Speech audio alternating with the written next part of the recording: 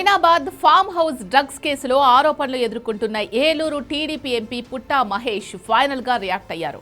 తాను అస్సలు డ్రగ్స్ తీసుకోలేదని, తనకు డ్రగ్స్ అలవాటు లేదని, ఎన్నడూ డ్రగ్స్ ముట్టుకొని తనకు పాజిటివ్ ఎలా వస్తుందని పుట్టా మహేష్ ప్రశ్నిస్తున్నారు.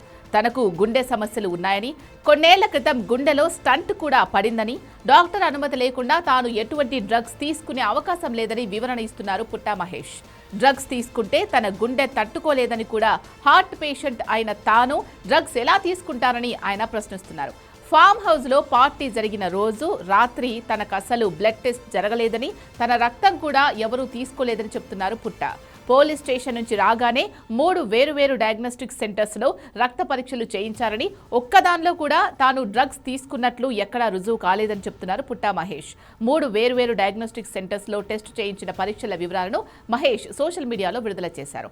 తన దగ్గర నుంచి పోలీసులు రక్త నమూనాని తీసుకోలేదని, అటువంటప్పుడు పాజిటివ్ నెగిటివ్ వచ్చిందని ఎలా చెప్తారని మహేష్ ప్రశ్నిస్తున్నారు. మొయినాబాద్ ఫామ్ హౌస్ లో జరిగిన పార్టీకి తాను హాజరైన మాట వాస్తవమే అని, పూర్వ పరిచయం కొద్దీ ఫామ్ హౌస్కి వెళ్లి అరగంట గడిపానే తప్ప అక్కడ ఎటువంటి మాదక ద్రవ్యాలు తీసుకోలేదని కూడా పుట్టా మహేష్ చెప్తున్నారు.